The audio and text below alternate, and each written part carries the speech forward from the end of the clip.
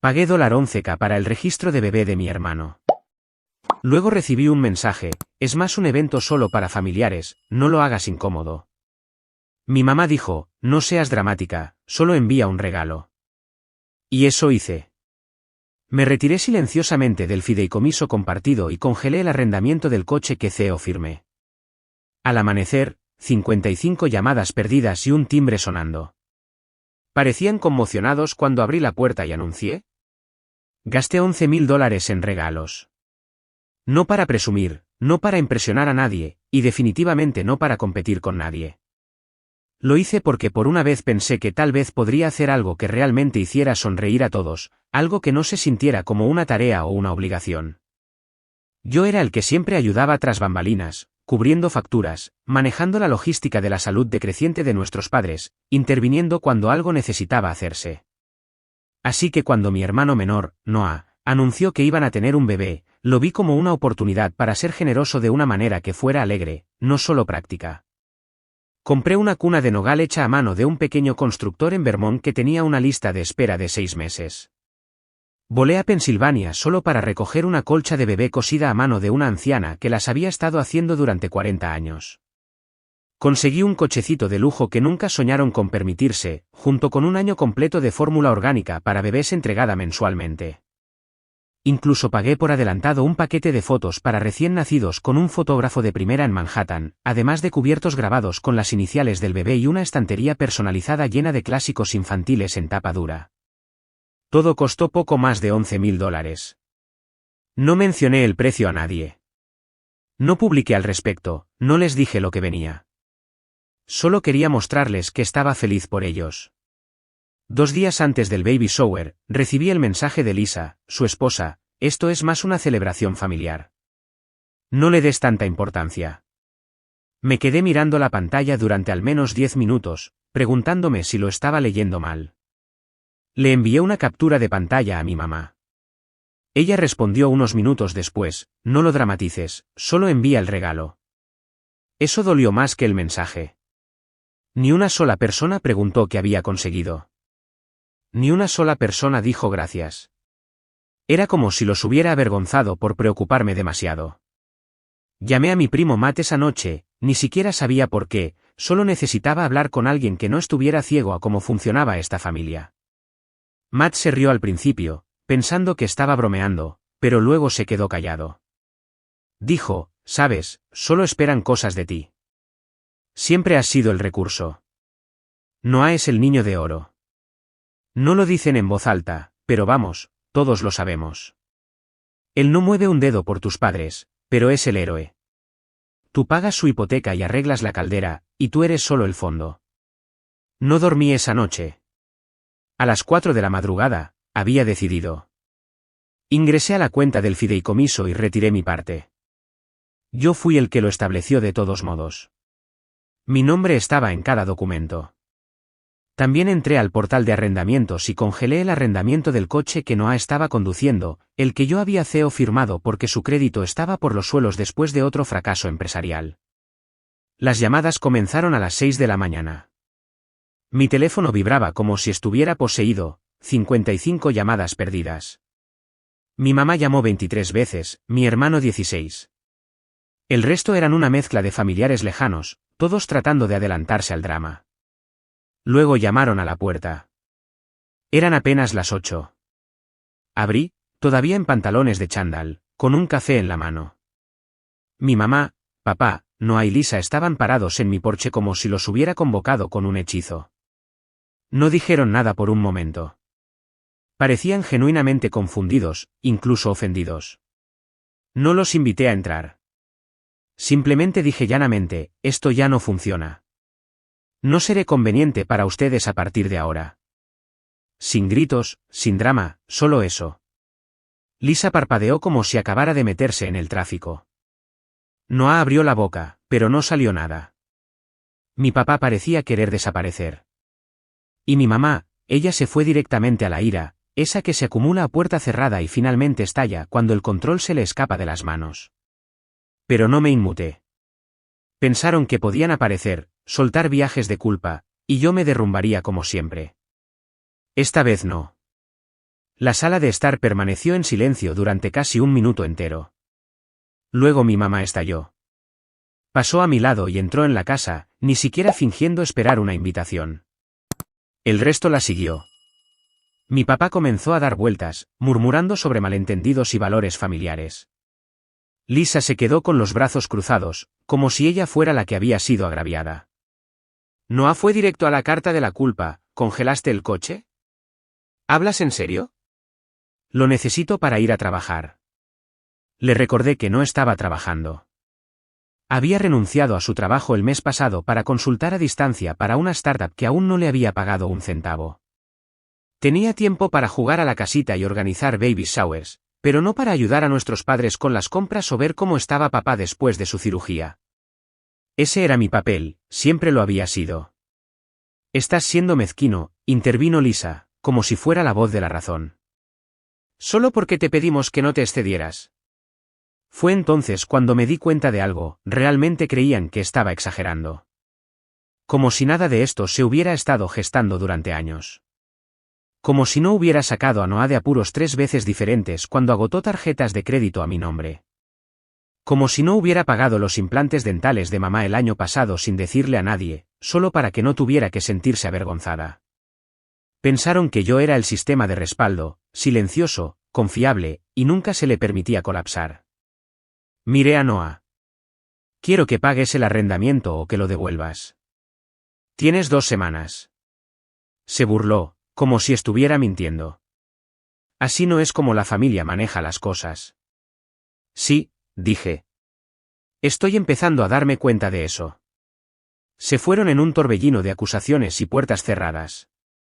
No los perseguí, no me expliqué. Cerré la puerta y me senté en silencio durante 1 hora. Luego llamé a Matt. Escuchó sin interrumpir. Cuando terminé, hubo una larga pausa antes de que dijera, ya era hora. Los he visto agotarte durante años. No me di cuenta de cuánto necesitaba que alguien dijera eso en voz alta. Matt se ofreció a venir, y cuando llegó, trajo cervezas y una carpeta. Dentro había mensajes de texto antiguos, recibos y capturas de pantalla. Resulta que esta no era la primera vez que Noah se había apoyado demasiado en la familia. Le había pedido dinero prestado a Matt hace 2 años y nunca se lo devolvió. Había mensajes a su tío, prometiendo ayudarlo a mudarse, y luego nunca apareciendo. Todas las veces que él falló, alguien más lo cubrió. Generalmente yo. Matt se recostó y dijo, has sido demasiado amable durante demasiado tiempo. No lo ven como amabilidad, lo ven como debilidad. Me quedé pensando en eso. Tenía razón. Yo era el que llenaba los vacíos cada vez que Noah metía la pata, y ellos lo querían por eso. No porque fuera mejor, sino porque nunca los hizo sentir culpables. Yo sí. Solo al aparecer y hacer más, les recordé lo que no estaban haciendo. Esa noche, quité mi nombre de todos los servicios públicos compartidos, de todas las cuentas conjuntas, de todos los pagos automáticos conectados a la familia. Cancelé la tarjeta de crédito que le había estado dejando usar a mis padres para las compras, la que nunca pidieron usar, pero siempre asumieron que era un juego justo. Incluso cerré sesión en el calendario compartido que teníamos para las citas médicas de papá. Que se las arreglen por una vez. Y luego esperé. Porque sabía que la verdadera tormenta aún no había comenzado. Los primeros días fueron tranquilos. Esa clase de tranquilidad que es demasiado deliberada, como si todos estuvieran conteniendo la respiración, esperando a ver si me había calmado y regresaba gateando a mi papel habitual. No lo hice. Luego vinieron las pruebas.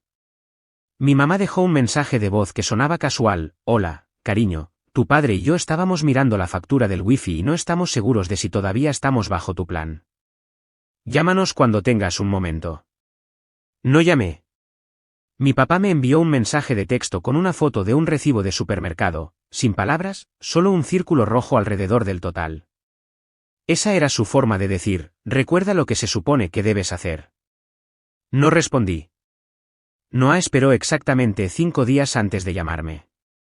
Su voz era lenta y tranquila al principio, pero podía oír la frustración burbujeando por debajo. ¿Realmente congelaste el arrendamiento? Creí que estabas mintiendo. ¿Tienes idea del desastre que esto es para mí? Lo dije lo más llanamente posible, tienes 2 semanas. Paga el saldo o devuelve el coche. No tengo ese tipo de dinero tirado por ahí, espetó. Lo sabes. Entonces consigue un trabajo que sí lo tenga. Y ahí estaba, la pausa, el destello de darse cuenta de que tal vez, solo tal vez, ya no era el mismo Andrew. Que esta vez no iba a limpiar su desastre. Estás actuando como si fueras mejor que todos, dijo.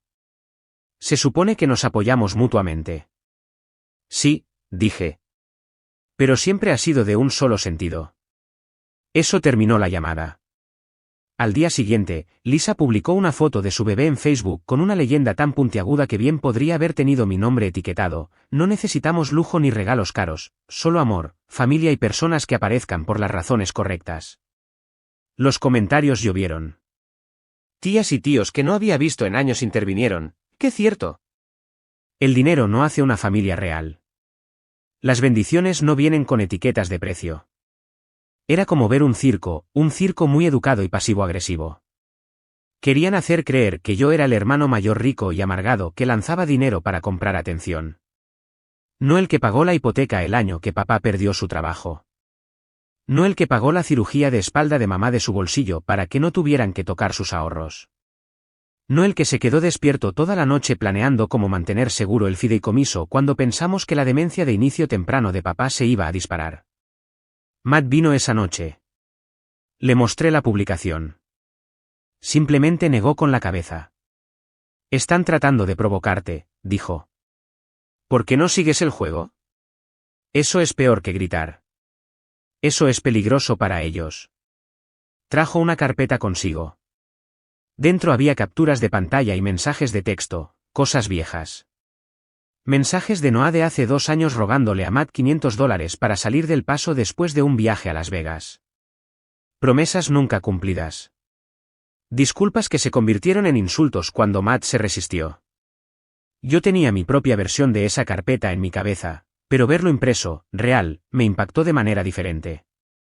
Pasé la noche documentando todo, cada dólar que le había prestado a Noah en los últimos 5 años, cada factura que había pagado discretamente, cada instancia en la que intervine para que nadie más tuviera que hacerlo. Lo sumé todo y envié una hoja de cálculo a mi hermano y a mis padres. No dije una palabra en el correo electrónico. Sin amenazas, sin explicaciones, solo números y una línea final: no se proporcionará más apoyo. 2 días después, mi papá llamó. ¿Qué estás tratando de probar enviando esto?, preguntó. No estoy tratando de probar nada, dije. Solo estoy harto de fingir. Hubo un largo silencio. Luego dijo: así no es como las familias manejan las cosas. Gracioso, considerando que eso fue lo que dijo Noah también. Esa noche, alguien le tiró huevos a mi coche. 3 huevos, todos secos al sol de la mañana. No llamé a la policía. Simplemente lo limpié y moví el coche. Ni siquiera tuve que preguntarme quién lo hizo. Matt volvió a pasar y se sentó conmigo en el porche. Sabes que esto se va a poner más feo, ¿verdad? Asentí. Bien, dijo. Que vean cómo es cuando el tipo en el que siempre se apoyan finalmente se apoya. Tenía razón. Por una vez en mi vida, no estaba tratando de mantener la paz. Y por primera vez, todos empezaban a darse cuenta de cuánto habían dado por sentado. Aparecieron juntos el sábado por la mañana. Yo estaba a mitad de cortar el césped cuando el coche de mi madre entró en la entrada, seguido por el coche de alquiler de Noah. Debió haber devuelto el coche arrendado, o lo embargaron. Apagué el motor y los vi salir uno por uno. Mamá primero, rápida y furiosa, seguida de papá, y luego Noah y Lisa. Sin sonrisas, sin charlas triviales. Mamá fue directo al grano: ¿qué es esto? ¿Estás amenazando con llevar a tu propio hermano a juicio por un coche? No respondí de inmediato. Solo la miré, luego a Noah. Me debes dinero, dije. Y no se trata solo del coche. Es todo. Años de cubrirte. Años de que fueras el favorito mientras yo era el que sostenía el techo. Papá intervino, tratando de mediar, con las manos levantadas como si estuviera apagando un incendio. No necesitamos abogados. Este es un asunto familiar. Ese es el problema, dije. Todos ustedes lo han estado tratando como si familia significara favores ilimitados. Noah habló por primera vez. No lo tengo. Ok. No tengo el dinero. E incluso si lo tuviera, no te lo daría así. Me lo darás como un hombre adulto que firmó un contrato de arrendamiento y dejó que alguien más asumiera el riesgo por él. O te llevaré a un tribunal de reclamos menores. Fue entonces cuando Lisa perdió el control. Empezó a gritar que yo siempre había tenido más dinero, que lo usaba para controlar a la gente, que era egoísta, manipulador y tóxico. La dejé seguir. Ya lo había oído todo antes, aunque nunca tan directamente. Pero ahora no me dolía. Cuando terminó, los miré a todos. Los cuatro de pie en mi césped, pensando que eran las víctimas. Mis padres que nunca le pidieron a Noah que diera un paso adelante. Mi hermano que flotó por la vida a base de excusas. Y Lisa, que encajaba demasiado bien en la dinámica familiar. Decir las cosas correctas, aparecer lo justo, y dejar que Andrew recogiera los pedazos. Ya no lo hago, dije. Todos quieren algo de mí, siempre lo han querido. Pero ahora soy malo para el negocio. Digo no, y de repente soy el villano. La voz de mamá se elevó. Te criamos mejor que esto. No, dije. Me criaron para ser útil. Eso no es lo mismo. Eso le dolió más de lo que esperaba. Se volvió hacia papá, que de repente parecía cansado de una manera que no había visto antes. Todavía no dijo mucho.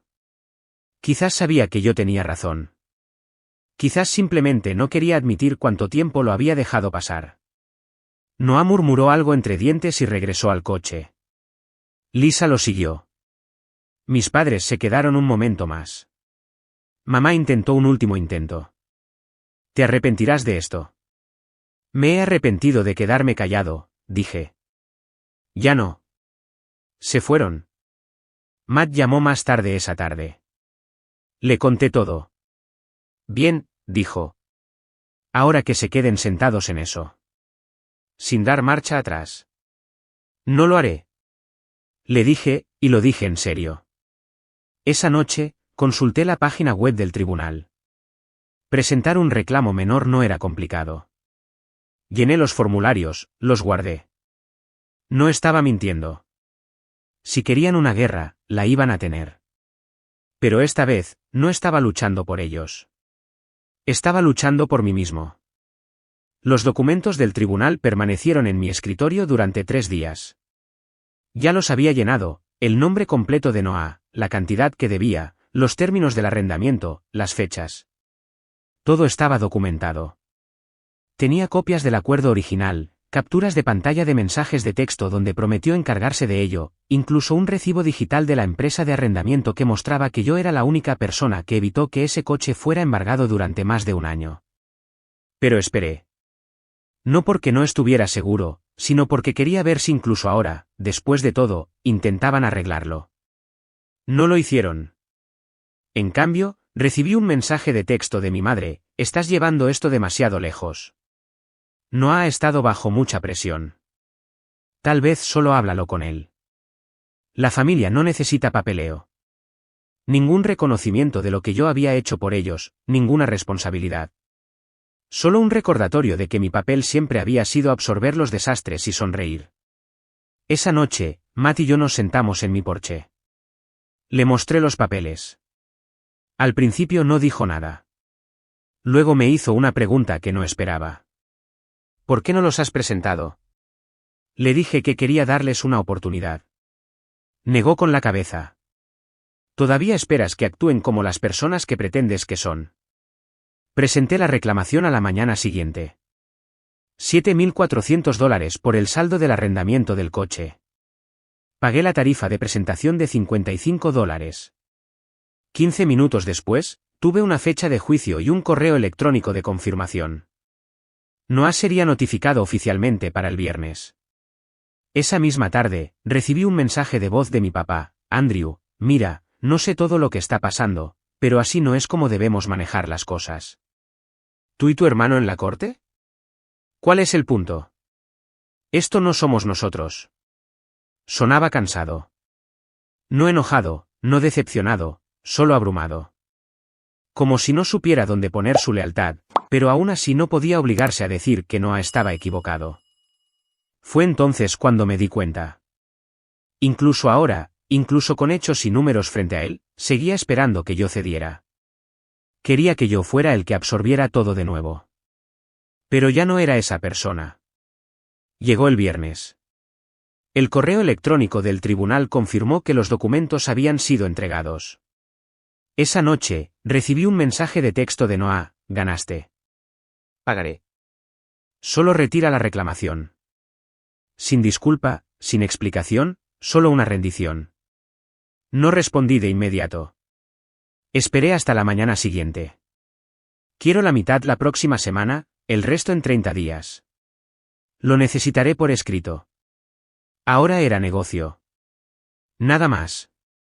Él aceptó. El sábado por la tarde, recibí una notificación del banco. $3.700 depositados en mi cuenta, su nombre en la transferencia. Siguió un correo electrónico breve con los términos del pago restante. Lo imprimí, lo archivé, respondí con recibido. No se sintió satisfactorio, en realidad. Solo definitivo. Matt vino esa noche con 2 cervezas y sin palabras. Nos sentamos en los escalones traseros mientras el anochecer caía sobre el patio. No creyeron que lo harías, dijo después de un rato. Todavía no entienden por qué. No lo hiciste para castigarlos, dijo. Lo hiciste porque finalmente dejaste de salvarlos. Tenía razón. Más tarde esa semana, mi mamá volvió a llamar. Su tono había cambiado, menos firme, más cuidadoso. No nos dimos cuenta de cuánto habías estado cubriendo. No dije nada. Supongo que nunca lo sumé todo, dijo. Ese es el problema, dije. Nunca se supuso que yo fuera el que sumara. Hubo una pausa. Luego dijo: lo resolveremos. No sabía qué significaba eso, pero sabía lo que no significaba. No significaba que las cosas volverían a la normalidad, porque lo normal era que yo no obtuviera nada a cambio de todo. Ahora estaba llevando la cuenta. No solo del dinero, sino de cómo me trataba la gente cuando finalmente decía que no, y por una vez, ellos eran los que tenían que adaptarse. La segunda mitad del pago llegó exactamente 30 días después. Sin recordatorio, sin idas y venidas, solo un depósito directo de Noah y un mensaje de una línea: pagado. Espero que esto lo termine. Y así fue, al menos en papel. No respondí. El silencio después de eso fue extraño. No silencioso como paz, sino silencioso como después de que un edificio se derrumba, todos intentando averiguar que sigue en pie. Noah dejó de publicar cualquier cosa sobre la familia en línea. Lisa se mantuvo completamente fuera de las redes sociales por un tiempo. Mis padres no llamaron, ni siquiera por cosas pequeñas, ni siquiera para ver cómo estaba. Era como si no supieran cómo hablar conmigo sin volver a todo lo que acababa de pasar. Y sinceramente, no los extrañé. La distancia no se sintió como pérdida, se sintió como espacio.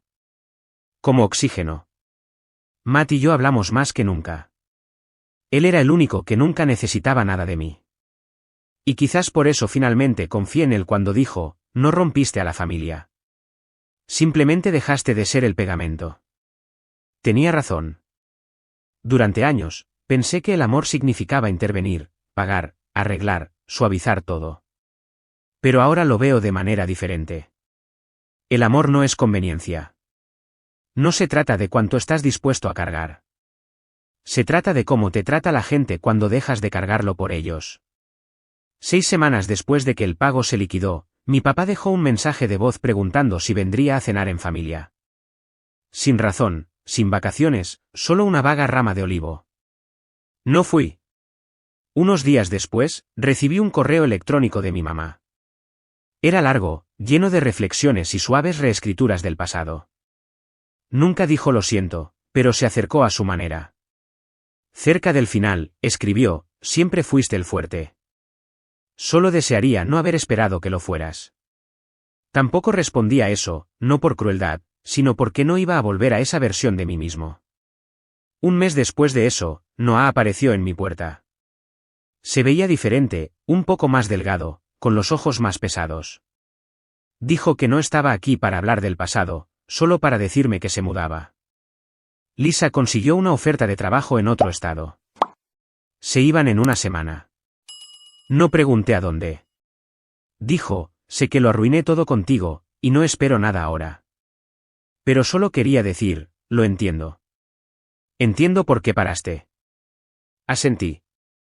Comenzó a irse, pero se dio la vuelta una última vez. Nunca fuiste el problema.